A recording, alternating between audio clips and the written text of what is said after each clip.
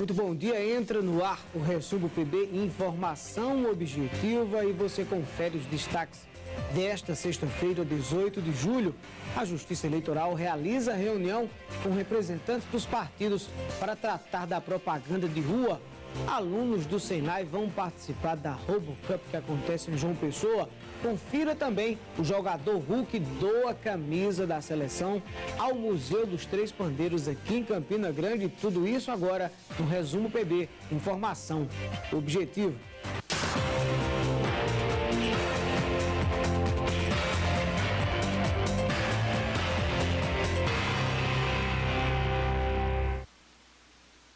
O Resumo PB, informação objetiva na tela da sua TV Itararé, afiliada TV Cultura na Paraíba, canal 19, agora 11 horas e 47 minutos. Estamos vivendo essa fase experimental, uma nova televisão, a nova TV Itararé, com novos equipamentos, uma nova sede, expansão da nossa equipe.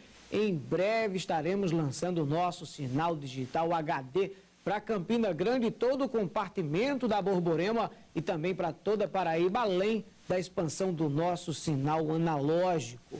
Você pode acompanhar o nosso programa e toda a programação da TV Itararé pelo nosso portal www.tvitararé.com.br.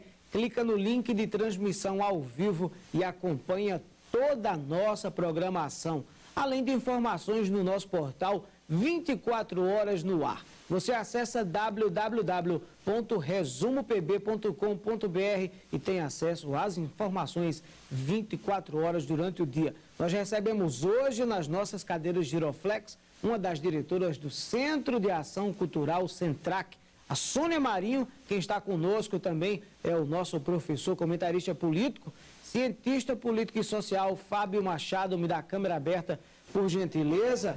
Professor Fábio Machado, seja bem-vindo mais uma vez. Eu tenho certeza que com a nossa querida Sônia aqui, nós vamos fazer um excelente programa. Eu não tenho dúvida. Bom dia para todos. Bom dia, Sônia. Prazer revê-la. Milton, pelo nosso telespectador, eu acho que hoje o programa tem um debate qualificado. Então, como sempre. Como sempre, né? Como sempre. Mais do mesmo. Isso. Sônia, seja bem-vinda. Muito obrigado pelo carinho, sua participação. De cara, você representando o Centrac.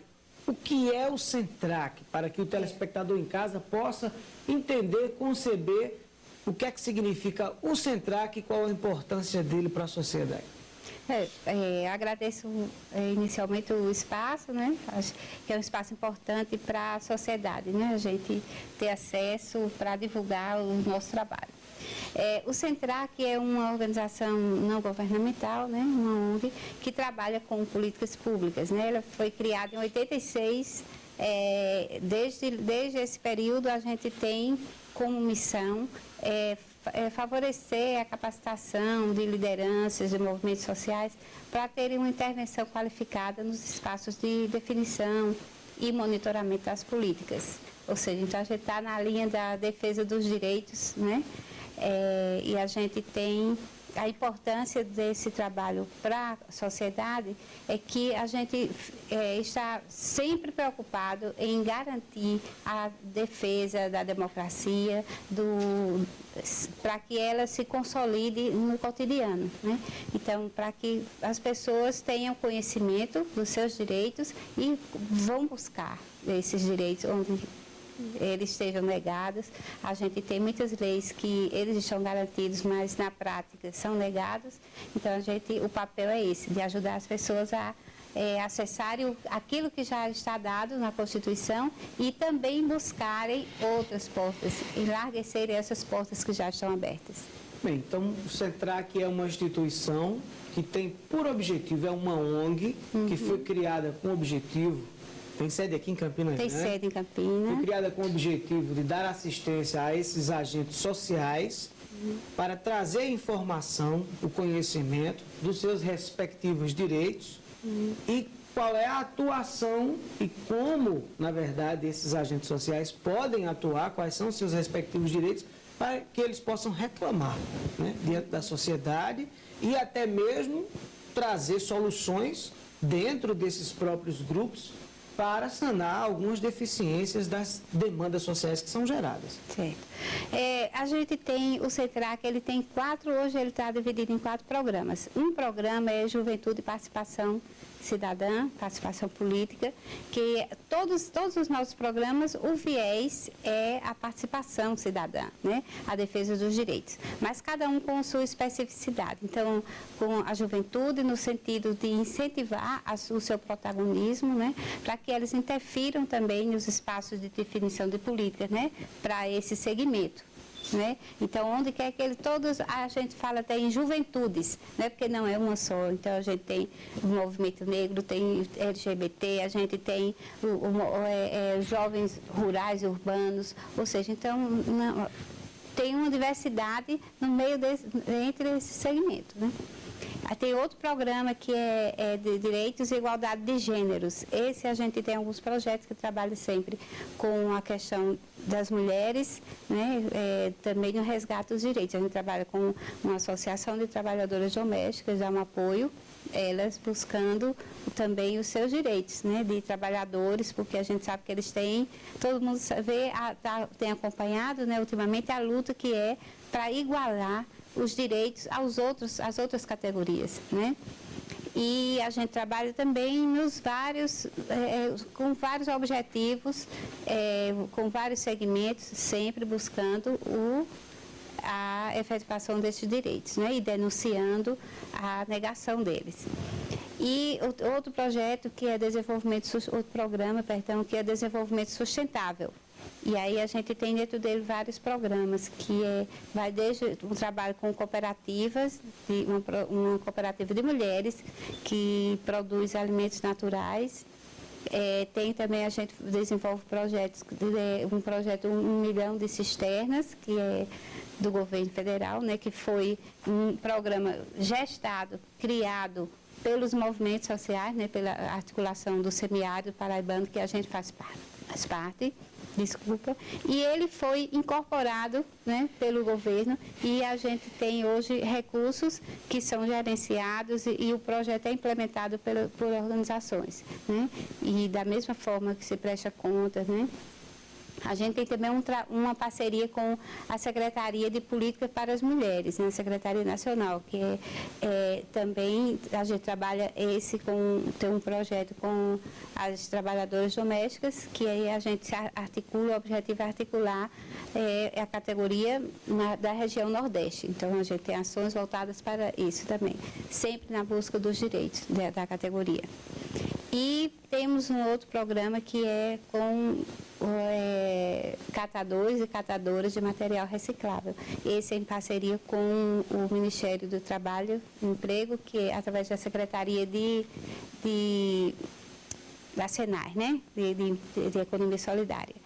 E assim, todos eles, mesmo tendo ações diferenciadas, o viés, como eu disse antes, é da busca pelos direitos, né? Os direitos à vida, o direito à harmonia, à segurança, contra a violência. Daqui a pouco a senhora me falasse se vocês trabalham também na linha da diversidade humana e também da responsabilidade social. Daqui a pouco nós vamos interagir mais com a senhora. Professor Fábio Machado, tivemos um dia movimentado ontem, infelizmente, a queda de um avião que foi abatido, na verdade, na Malaysia Airlines, ali na região da Ucrânia, né? E não se sabe ainda, oficialmente, quem foi que derrubou, se foi um grupo rebelde, se foi a Rússia, né? Porque o espaço aéreo, inclusive, deveria estar fechado.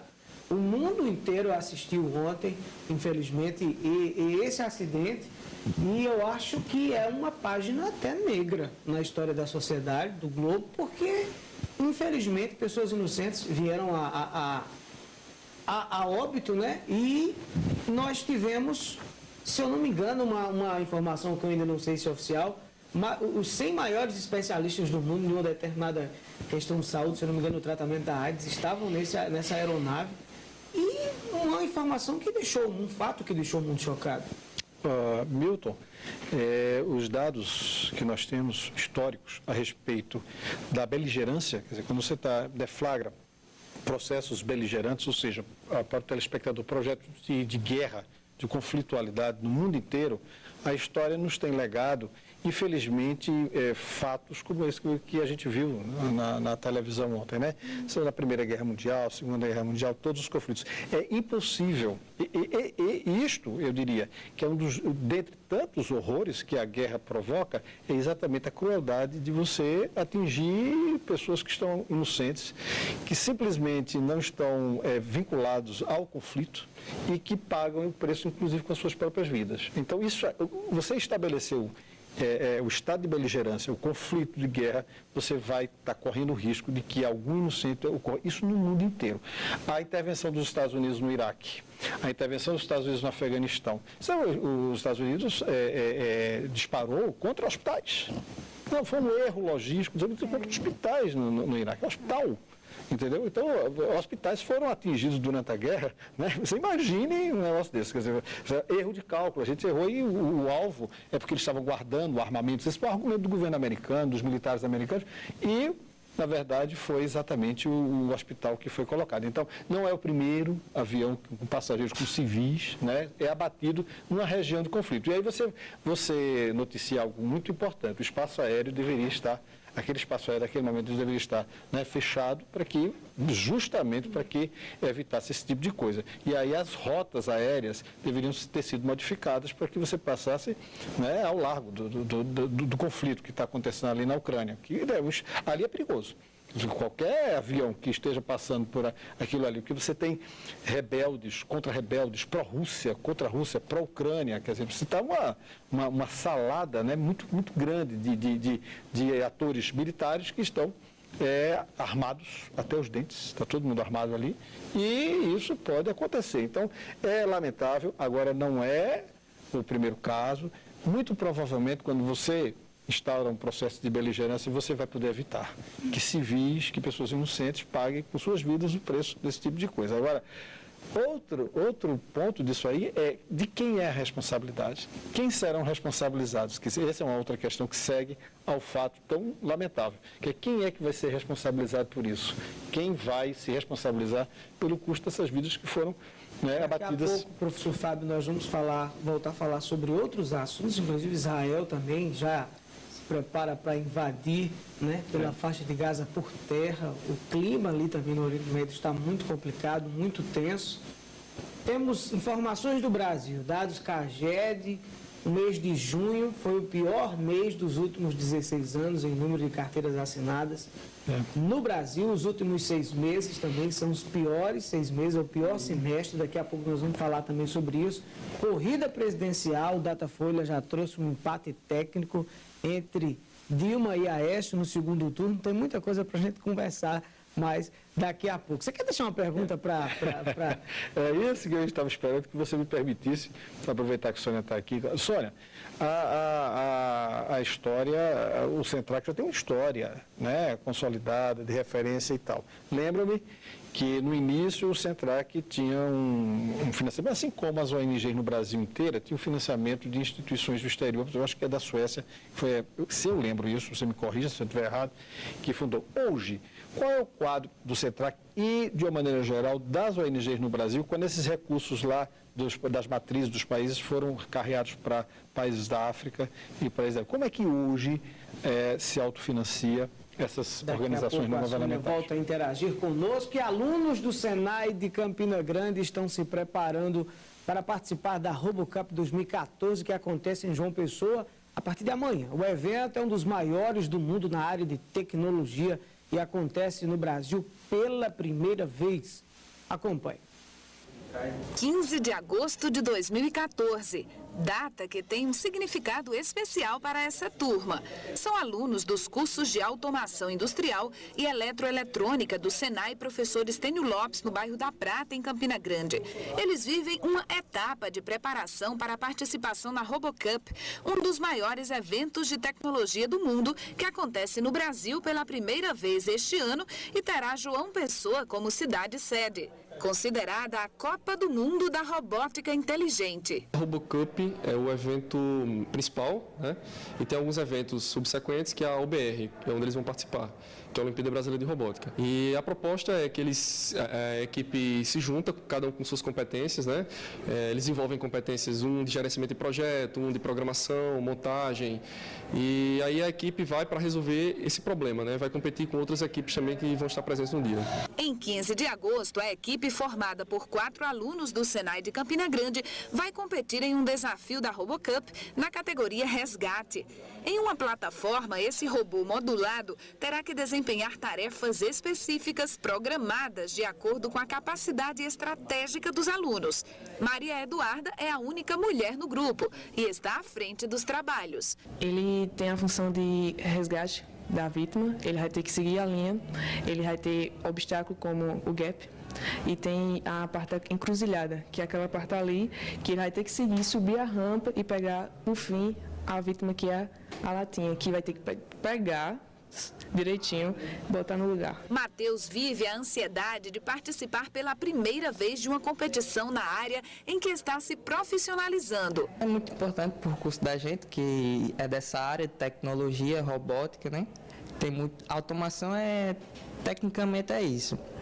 E vai ser uma honra representar o Senai nessa competição, que é a nossa primeira competição também, e vamos esperar fazer um bom resultado lá. A turma tem boas expectativas para o evento, mas sabem que até lá ainda há muito trabalho pela frente. Não é simples, dá trabalho muito. Vale a pena? Vale. Tem uns probleminhas, sempre surgem, né? Mas a gente tá com dedicação aí, vontade, e vamos conseguir superar essas barreiras. A oportunidade de participar e representar Campina Grande na RoboCup 2014 já orgulha quem está inserido nos trabalhos. O impacto que a gente espera é que isso desenvolva o entusiasmo de outros Senais, né? Que eles possam participar.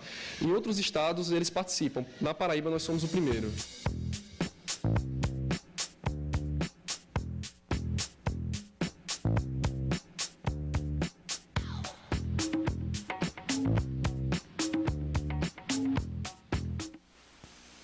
Vai ser apresentado hoje no Teatro Municipal Severino Cabral o espetáculo As Solteironas. A Júlia Oliveira entra conosco ao vivo.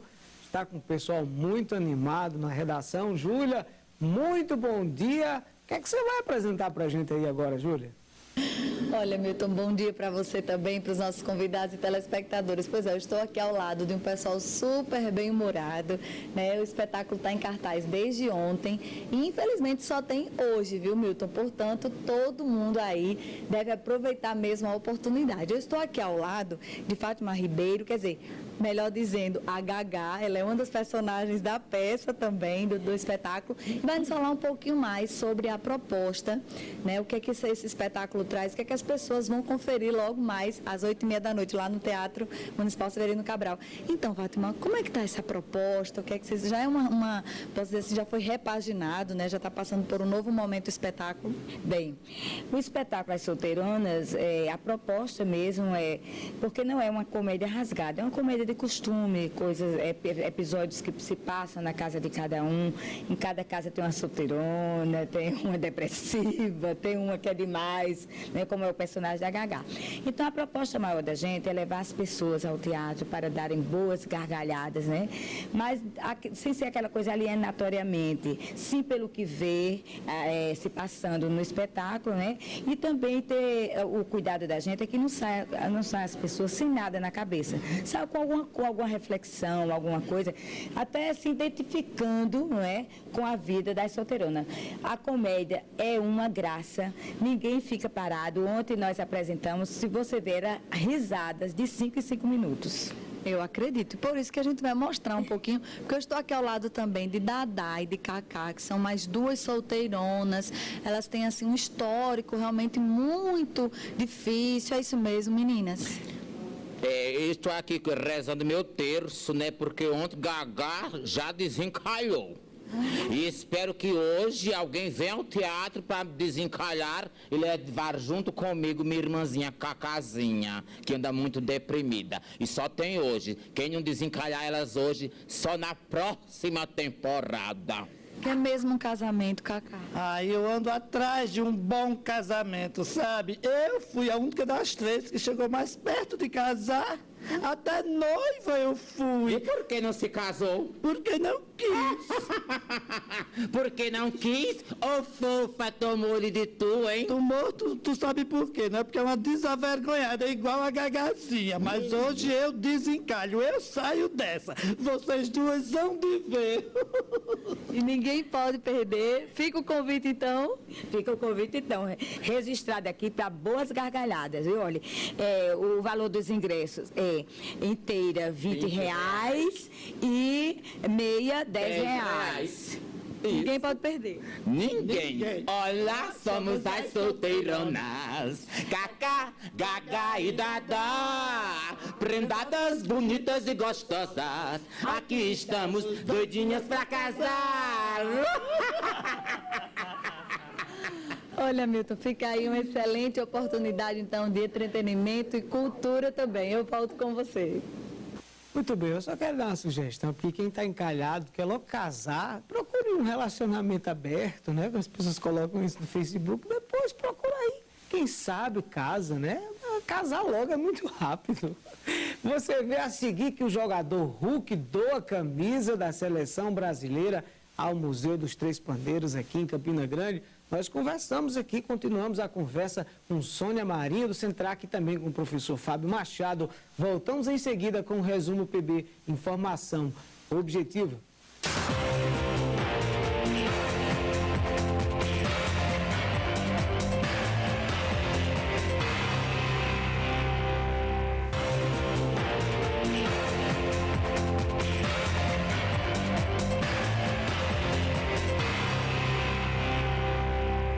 Voltamos com o Resumo PB, informação objetiva na sua TV Itararé, 12:09, vivendo essa fase experimental, a nova TV Itararé, novos equipamentos, novas instalações, a expansão da nossa equipe, todos trabalhando para levar para você uma melhor televisão, com conteúdo nosso, de Campina Grande, da Paraíba. Em breve estaremos expandindo para todo o estado o nosso sinal digital, assim como também a expansão do nosso sinal analógico para Campina Grande, todo o compartimento da Borborema e também para toda a Paraíba. Acompanhe pelo nosso portal www.tveitararé.com.br. Você clica lá no link de transmissão ao vivo, acompanha a nossa programação, informações também 24 horas no nosso portal no www.resumopb.com.br. E hoje, 18 de julho, nesta sexta-feira, nós recebemos aqui nas nossas cadeiras Giroflex uma das diretoras do Centrac, aqui a Sônia Marinho, também o professor Fábio Machado, ele que é professor, cientista político-social, também está aqui conosco. Câmera aberta, Denixon, vamos interagir mais com a Sônia Marinho, aqui do Centrac. Sobrenome muito forte esse Marinho, viu? Maria, o professor Fábio Machado deixou uma pergunta para a senhora com relação ao fomento da ONG. A ONG, ela tem aqui em Campina Grande, ela é de cunho nacional. Como é que funciona? Não, a sede é em Campina Grande mesmo, a gente funciona aqui. A gente tem algumas ações que num âmbito maior, mas a sede é aqui e a gente Ela foi criada aqui em Campina, essa ONG, com o objetivo de atender às necessidades e às demandas que a senhora já explicou. Dos movimentos do local. Desses movimentos, os movimentos sociais aqui de Campina Grande. Né? E vocês têm algum braço em outro lugar, um escritório em Brasília, não. Alguma coisa assim, não? Não. Tudo se resolve por aqui? Tudo se resolve por aqui. A gente tem ações voltadas, ações que são em nível estadual, né? A gente se articula no nível regional também, nacionalmente com fóruns, com Quanto organizações. Tem 27 anos. 27 é a ONG mais forte, vamos dizer assim, a mais difundida aqui. Nessa temática, sim, Campina Grande é a única que trabalha nessa temática, né? A gente tem outras ONGs, tanto que a gente participa da articulação do semiárido aqui na Paraíba e na articulação do semiárido tem organizações que trabalham com agroecologia, com sindicatos, associações, mas a gente trabalha em conjunto.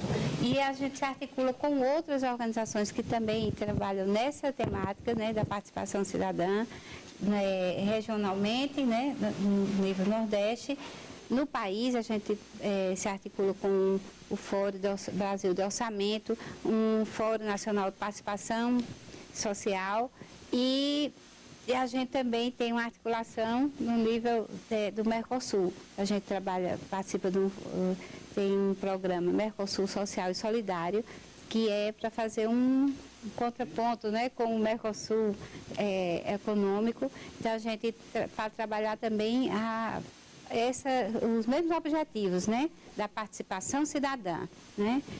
Então, vocês têm um conselho, uma presidência, como é que é feito? A gente tem um grupo de sócios, né, um corpo de sócios, e que direciona as ações, são discutidas nesse corpo de sócios. Dentro do corpo de sócios, a gente tem um conselho gestor, entre eles tem que é o presidente da presidência, né?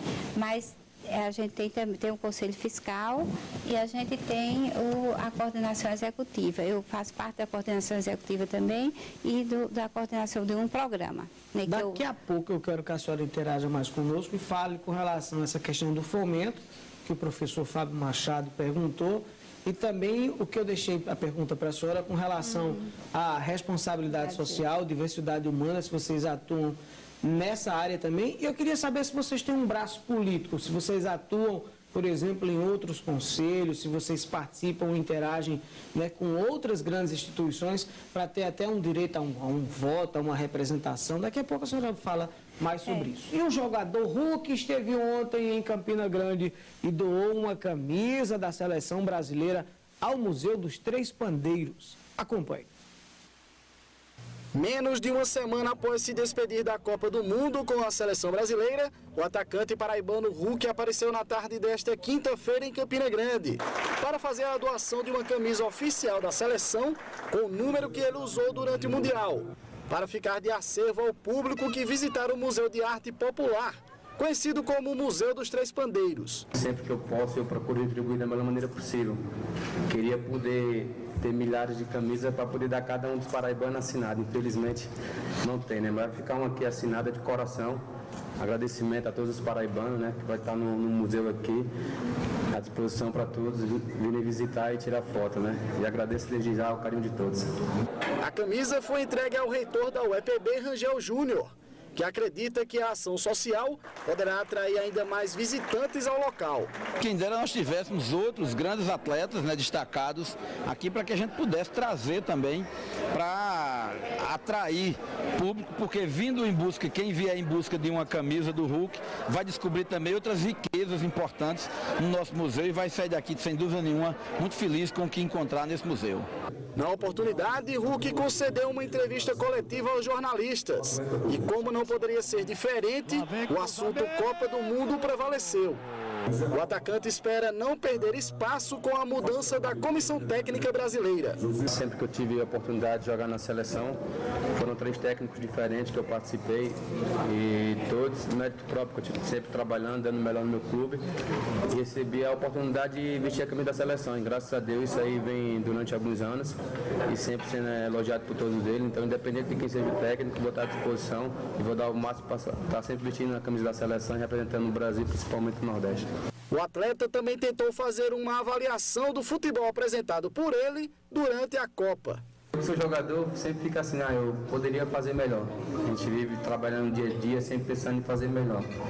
Né? Tentei, da melhor forma, sempre quando entrava em campo, tentar dar o máximo, tentar ajudar. Infelizmente, algumas vezes não dava certo, mas a vida é assim. A camisa de Hulk será colocada em uma moldura, ficando ao lado de artes importantes da história paraibana. O futebol como uma das grandes artes populares do Brasil, talvez a gente possa, a partir dessa inspiração, quem sabe estimular as pessoas a resgatarem de fato no Brasil aquilo que sempre foi considerado como uma arte, a arte do futebol como arte do povo, como arte popular. Muito bem, a gente continua falando de esportes neste final de semana. Tem a volta da Série C do Campeonato Brasileiro. Júlia volta conosco mais uma vez, ao vivo da redação. Quem é que entra em campo, Júlia? Olha, Milton, amanhã às 7 da noite, aqui mesmo no PV, 13 e Fortaleza se enfrentam. O jogo é válido, sim, pela Série C do Brasileiro. O 13 está em 8º lugar com 6 pontos na tabela e o 13 é o líder da competição. Com 14 pontos está lá em primeiro lugar. Então está uma expectativa grande para esse jogo. E no domingo, Asa e Botafogo se enfrentam lá em Arapiraca, em Alagoas. No caso, o Botafogo está em segundo lugar com 9 pontos e o Asa está em 7º lugar com 7 pontos. O jogo acontece às 4 da tarde. E hoje pela manhã eu fui acompanhar o recreativo lá dos jogadores no PV e apesar da responsabilidade, da expectativa também para esse jogo de amanhã, o clima lá no PV é de muita tranquilidade. Os jogadores estão sim confiantes, praticamente um time novo para uma nova etapa, são 13 novas contratações, amanhã haverá pelo menos 7 estreantes, né? Então, assim, a expectativa sim, a responsabilidade também, mas sobretudo há uma confiança, um clima de tranquilidade, de dever cumprido durante esse período, quase um mês e 15 dias aí parados. O último jogo foi no dia 1º de junho e eles realmente se prepararam, né? Segundo as entrevistas, as pessoas que eu conversei lá, eles estão preparados sim para começar aí essa nova temporada. Milton, eu volto com você. Muito bem, muito obrigado, Júlia, pelas informações. Depois do intervalo, você vai ver que a juíza da propaganda de rua esclarece regras para representantes dos partidos políticos para esta campanha deste ano. Nós continuamos conversando aqui com Sônia Marinho do Centrac e também com o professor Fábio Machado. Voltamos em seguida com o Resumo PB, informação objetiva.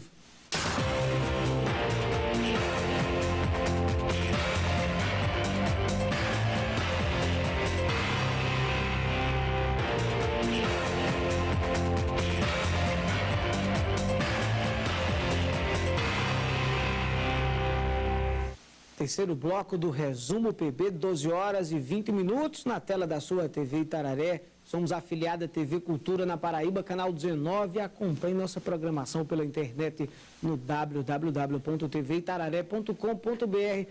Clica lá no link de transmissão ao vivo. Informações também do nosso portal 24 horas no ar, resumopb.com.br. Estamos vivendo essa fase experimental da nova TV Itararé, novos equipamentos, expansão da nossa equipe trabalhando para levar para você uma melhor televisão, um conteúdo de Campina Grande, da Paraíba, para o Brasil, para o mundo inteiro, pela rede mundial de computadores. Em breve estaremos com sinal HD para toda a Paraíba e também a expansão do nosso sinal analógico. E o Festival de Artes de Areia entra na sua reta final neste final de semana. A Júlia Oliveira, novamente ao vivo da redação, nos diz quais as principais atrações neste finalzinho do evento. Júlia, mais uma vez conosco. Olha, Milton, para hoje, às 11h30 da noite, a grande expectativa do público é pela cantora Cel, a cantora paulistana, que deve fazer uma homenagem aí na sua apresentação ao cantor Bob Marley. A apresentação dela vai acontecer no palco que fica bem na praça, lá no centro da cidade, onde todo mundo pode comparecer. Então, a expectativa de hoje é para o show realmente da cantora Cel. Antes dela, deve se apresentar a banda Ocean Groove também. Amanhã, que haveria a apresentação de Ivan Lins, também às 11h30 da noite, não será mais a apresentação dele, sim do cantor Geraldo Azevedo. É uma atração também, há uma expectativa para essa atração. E no domingo, que é o último dia do festival, vai ser encerrada com a segunda cavalgada ecológica, às 8 horas da manhã, e às 10 horas vai haver uma cantata com o coro Vila Lobos de João Pessoa. Então, no domingo, às 10 horas da manhã, a última apresentação, então, e encerrando o 15º Festival de Artes de Areia. Além disso, obviamente, a programação conta com várias oficinas culturais, espetáculos de teatro, dança popular, ou seja, toda a programação começa às 8 da manhã, bem cedinho, e segue durante todo o dia, Milton. São muitas as opções realmente para quem não pode ficar durante a noite, participar também durante o dia. Mas as principais atrações são essas. Hoje, show com a cantora Cel, um tributo a Bob Marley. Amanhã vai haver a apresentação de Geraldo Azevedo, encerrando aí com o coro Vila Lobos. Eu volto com você daqui a pouco no Plantão Itararé Notícias e também no Ponto a Ponto. Ok, Júlia, muito obrigado mais uma vez. Da câmera aberta pelas informações, nós voltamos a conversar agora com uma das diretoras do Centrac, Centro de Ação Cultural, a Sônia Marinho. Também está conosco aqui o professor Fábio Machado, cientista político e social. A gente deixava uma pergunta para você, Sônia, se não tem lá, aliás, deixamos várias, né? O professor Fábio Machado deixou com relação ao fomento e até a linhas de crédito que vocês poderiam ter com o exterior. Certo. Quando o Centrac surgiu, ele já surgiu teve o apoio de organizações, né, de instituições internacionais, e ficou por muito tempo, até 2010 praticamente era só nossa fonte de financiamento. Mas como o professor Fábio colocou, com as mudanças, né, também as organizações foram se retirando e colocando seus recursos mais para alguns países e também com a chegada do governo Lula, né, também teve algumas mudanças que, de acordo com a conjuntura, também essas organizações internacionais foram entendendo que algum aspecto como é o nosso, né, que é de luta por defesa, né, dos direitos, né, pela cidadania, então essa temática já não era tão necessária, já tinha um avanço maior, então também foram se retirando. Então algumas agências saíram. Da Suíça a gente nunca teve, a gente teve financiamento da Holanda, até bastante tempo, muitos anos, que era SEBEMO, no começo ela mudou de nome, né, mas um período era SEBEMO. A gente teve por muitos anos de desenvolvimento e paz desde o início, que é do Canadá, né. Hoje nós temos ainda da Holanda, da Alemanha, perdão, que é Misério, que financia inclusive o programa de controle social, que é esse que está realizando o seminário, que é o programa que eu deixei para falar depois, porque está ligado ao seminário.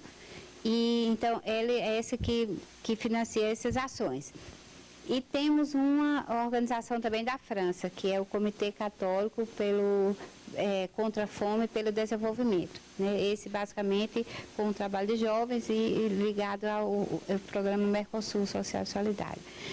E a gente hoje tem mais, como eu falei, tem alguns programas que são financiados, a gente tem uma parceria maior com órgãos governamentais, né, com o Ministério do Trabalho, né, que é esse do projeto com os catadores de material reciclado, catadores e catadoras. Temos, que é através de edital, né, que a gente concorre, que é para implementar ações que estão dentro do planejamento do governo. Um evento, né, como esse aqui, no seminário para a implementação do SUS, por exemplo, vocês trabalham no link com o governo federal diretamente. O próprio Ministério da Saúde, ele tem interesse e fomenta esse tipo de ação para vocês trazerem essa preparação, porque vai ser um evento realizado o dia inteiro. Eu quero que daqui a pouco a senhora interaja mais conosco. Sim. Professor Fábio Machado, índice CAGED, o Brasil, junho, o pior mês nos últimos 16 anos, em número de carteiras assinadas, aumento do desemprego, a inflação está subindo e agora na corrida presidencial, no segundo turno, possível e provável segundo turno, Aécio já empatado com Lula, empatado com Dilma, porque Dilma é tão parecida com Lula, né? Pelo menos nos discursos, que a gente termina até confundindo. Mas já empatado, me parece que o cenário na disputa presidencial agora muda um pouco, né? Nós tínhamos uma avaliação aqui antes da Copa, eu acho. Eu estive aqui e nós tínhamos comentado isso, o fato de que a corrida presidencial, ela, imagino também igualmente aqui na Paraíba, ela não vai ser muito fácil. Quer dizer, nós vamos ter uma contenda muito difícil, porque estão aí dois grandes projetos, né? Dois grandes projetos de orientação do Estado e das políticas públicas em relação à sociedade brasileira. Projeto que tenta retornar, que é o projeto cabeçado pela figura do Aécio Neves, que corresponde ao PSDB e sua coligação, que já teve uma experiência no Brasil com a permanência em 8 anos do ex-presidente Fernando Henrique Cardoso, que é um projeto de natureza neoliberal. E o projeto que tenta permanecer, que é o projeto da presidente Dilma, do PT e sua coligação, em que claramente é um projeto intervencionista, no sentido de que o Estado deve ser proeminente na intervenção das políticas públicas, como gerador de fomento da economia, né? O projeto do Aécio já é um projeto mais que tem um verso dessa política. No caso específico da tua pergunta sobre o caso do aumento da inflação, o custo do dinheiro, quer dizer, o fato dos juros estarem altos, da inflação e tudo mais, na verdade, a meu ver, embora eu não seja economista, é porque isso o telespectador sabe, todos praticamente que me assistem sabem que eu não sou economista, mas eu acho que dá para dizer duas coisas a isso, economistas que me perdoem. Duas coisas. Primeiro, o fato de que você tem alguns problemas em relação à tomada de política pública, em relação aos fundamentos da economia que não foram tomados. Então, infraestrutura, rapidez, o escoamento de produção, enfim, eu escuto bastante os economistas falarem disso. Reforma tributária, que a gente poderia fazer um ajuste enorme, otimizar a produção e que a gente se tornasse mais competitivo, né, no sentido da economia como um todo. Eu acho que o país tem da dinâmica, me perdoe, professor Fábio, principalmente quando a gente vê, eu vou voltar a palavra para o senhor, quando a gente vê que dinheiro para muitas obras, como por exemplo o PAC, ele é gasto, mas as obras não são concluídas. E nós vemos isso, por exemplo, nas obras alusivas também à Copa do Mundo. Tem esse mais pontual que você está falando, que já é um problema até mesmo aí maior, eu diria, da cultura, da governabilidade, né, de você ter uma gestão que termine essas obras que foram anunciadas e anunciar outras antes de terminar as que já estão. Parece que os gestores brasileiros têm algum problema dessa natureza, que é difícil. E uma engenharia que existe com as empreiteiras em relação às obras, no caso do Brasil, como já mencionei aqui em outra oportunidade, que nos Estados Unidos, na Alemanha, por exemplo,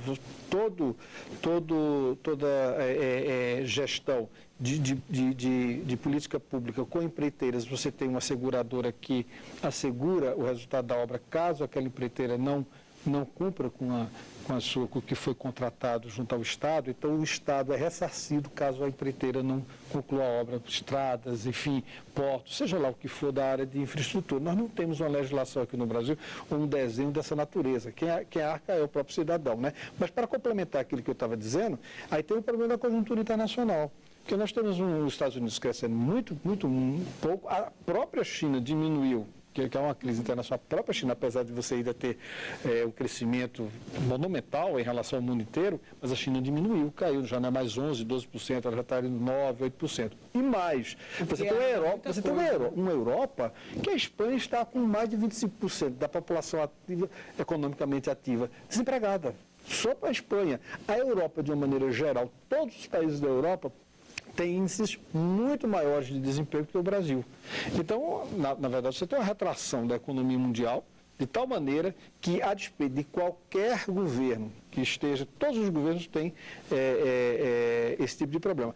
No caso brasileiro, como eu já disse, associado a esses fatores, você tem o quê? Você tem exatamente o resultado, né, desse tipo. Assim, é a minha avaliação. Agora, a tua pergunta é de economia, né? Mesmo o cientista político aqui falando de economia, os nossos colegas devem ficar muito ousados, né? Nós somos sociais e plurais. Me dá a imagem do portal, por favor, Denixson, para eu trazer essa matéria, por favor, aqui dessa matéria, essa pesquisa Datafolha.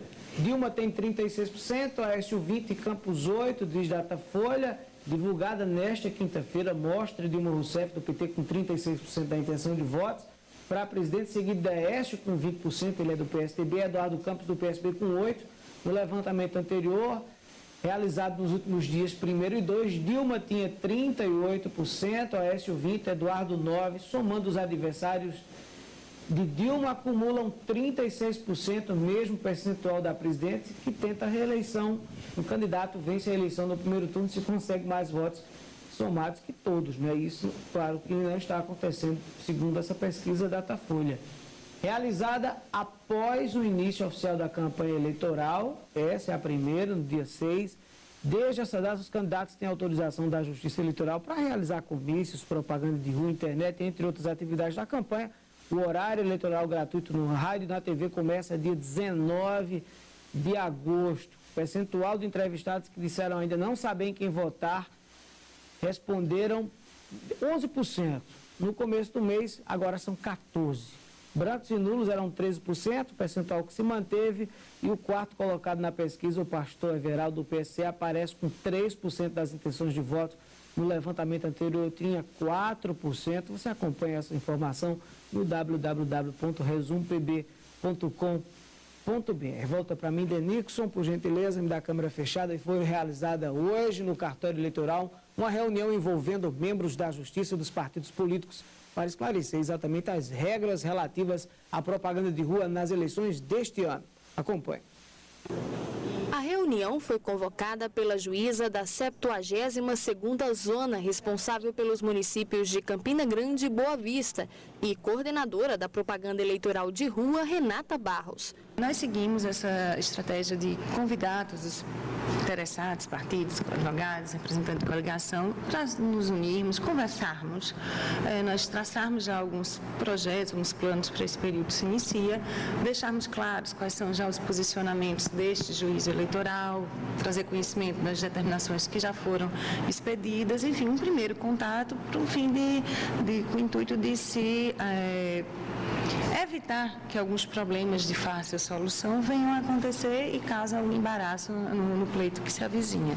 Participaram representantes de coligações e partidos políticos com o objetivo de conhecer as regras da propaganda eleitoral estabelecidas em 3 portarias publicadas na semana passada. De acordo com os documentos, os carros de som que circulam com propaganda eleitoral devem estar licenciados pelos órgãos de trânsito e pela SUDEMA, além de portar o termo de identificação do partido ou coligação. O uso de carros de som, alto-falante e amplificadores deve respeitar as zonas de silêncio estabelecidas em lei municipal. Em caso de descumprimento, os fiscais da propaganda eleitoral estão autorizados a desligarem o aparelho, podendo até apreender o equipamento. Em ruas onde há tráfego de ônibus, os carros de som deverão se manter na velocidade da via. A comunicação sobre a realização de comícios, carreatas, passeatas, panfletagem, adesivagem, pit-stop e outros atos públicos deverá ser feito ao comando do 2º Batalhão de Polícia Militar, com no mínimo 48 horas de antecedência e no máximo 10 dias antes, no horário das 8 da manhã às 4 da tarde. Os showmícios estão proibidos. Os comícios deverão obedecer distância mínima de 1.000 metros entre si quando realizados no mesmo dia e horário, e a 200 metros de hospitais, escolas, igrejas, quartéis e instituições militares. Mas o promotor da propaganda eleitoral ressaltou ainda a preocupação de preservar áreas residenciais do barulho durante a campanha eleitoral. Uma observação com os representantes dos partidos políticos para que se evitem fazer essas perturbações com poluição sonora na área residencial. Porque não é só à noite que o bebê está dormindo, que o idoso doente está dormindo, que o idoso doente está passando mal, ou a criança está passando mal, e isso tudo acarreta prejuízo para o povo da cidade, e eu acho que nenhum voto para o candidato que está fazendo isso. Os participantes da reunião foram orientados também sobre a utilização da propaganda impressa em cavaletes. Não será permitida em giradores e nos canteiros das avenidas. Tirando isso, pode ser feito, desde que obviamente não dificulte o acesso dos pedestres e trânsito. A fiscalização do cumprimento das normas foi outro ponto abordado. A fiscalização é feita pelos servidores de justiça eleitoral, pelos oficiais de justiça fiscais da propaganda e em relação às demais regras, como questões ambientais, questões de trânsito, pelos órgãos respectivos. Muito bem, parabenizar a atuação aí da Justiça Eleitoral. Depois do intervalo, a gente continua esse bate-papo com Sônia Marinho aqui do Centrac, também com o professor Fábio Machado. Vamos fechar o programa com muita informação. Voltamos em seguida com o Resumo PB Informação Objetiva.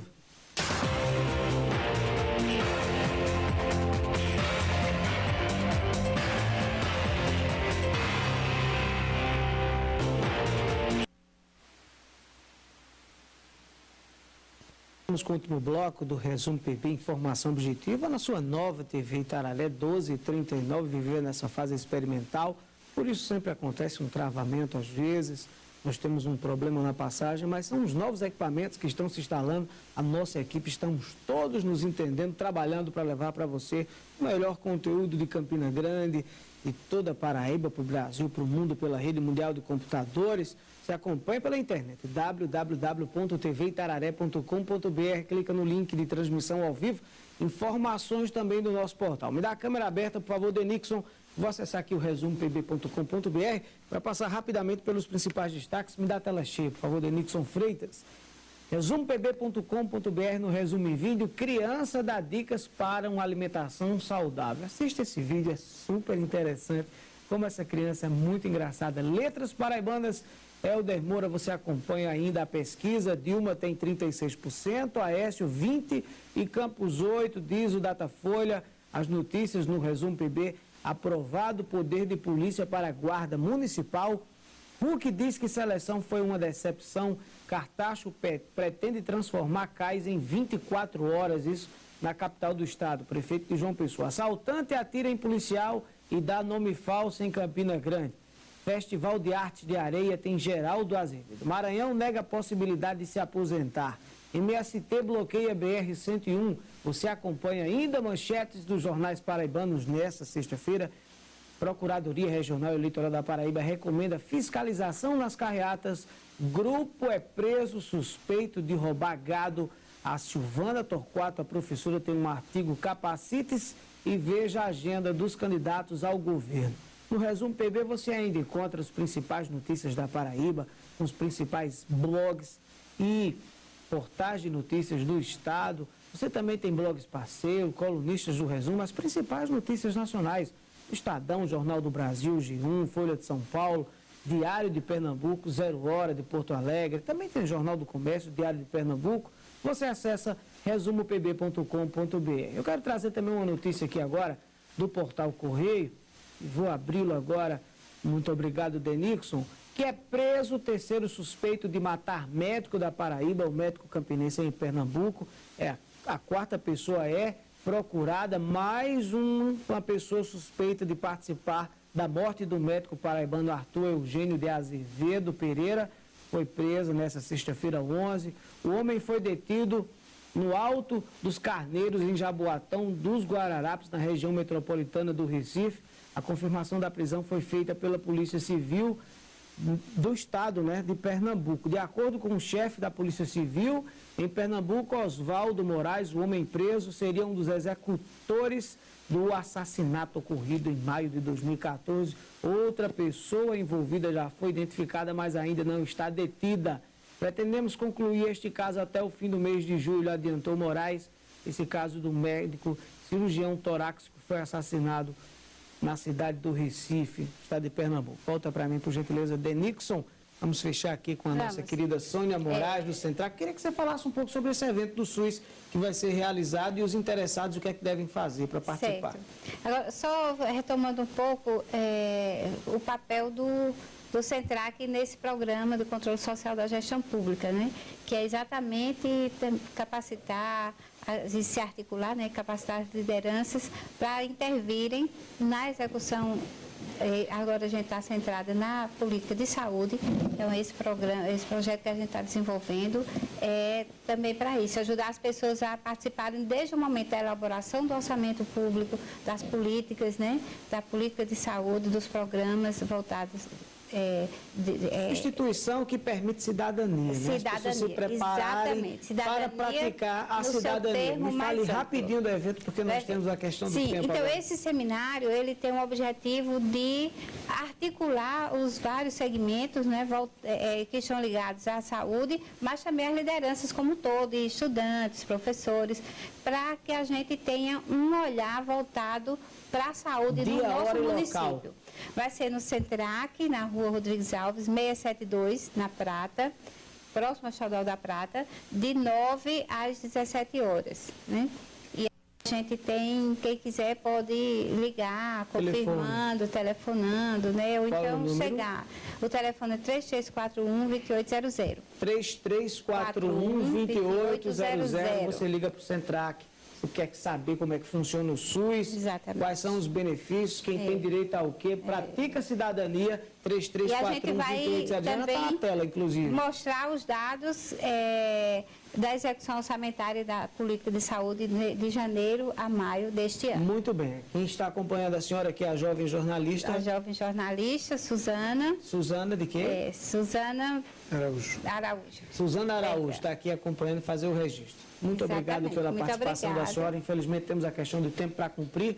Sucesso no Central, que eu particularmente vou até me aproximar mais de vocês para entender mais e praticar mais cidadania, que é um dever de todos nós. E a gente quer agradecer. A Itararé tem, em vários momentos, também contribuído com a divulgação do nosso trabalho. A gente aproveita para agradecer mais uma vez. Para a senhora e excelente final de semana. Professor Fábio Machado, vamos aguardar só para fechar o programa aqui. Professor Fábio, muito obrigado mais uma vez. Elegantíssimo, 100% Rutra, mais uma vez conosco aqui a sua participação. Boa tarde, Milton. Boa tarde, Sônia. Boa tarde, telespectador. Bom final de semana, né? Sábado e domingo. Vamos aproveitar a vida. Aproveitar. Perto de quem a gente ama. Com certeza. Isso é o mais importante. Você que está em casa, muito obrigado pelo carinho da sua audiência. Você fica agora com o Plantão Itararé Notícias. Logo depois tem um ponto a ponto com a Júlia Oliveira. Lembre-se, nascemos para vencer. Um grande final de semana para você. Segunda-feira estaremos de volta com as graças de Deus. Um grande abraço a todos e até segunda.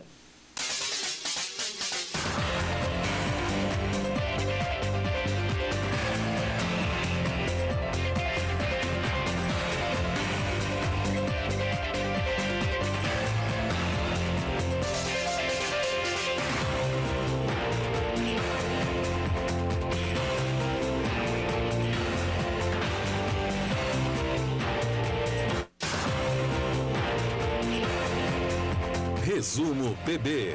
Apoio Cultural.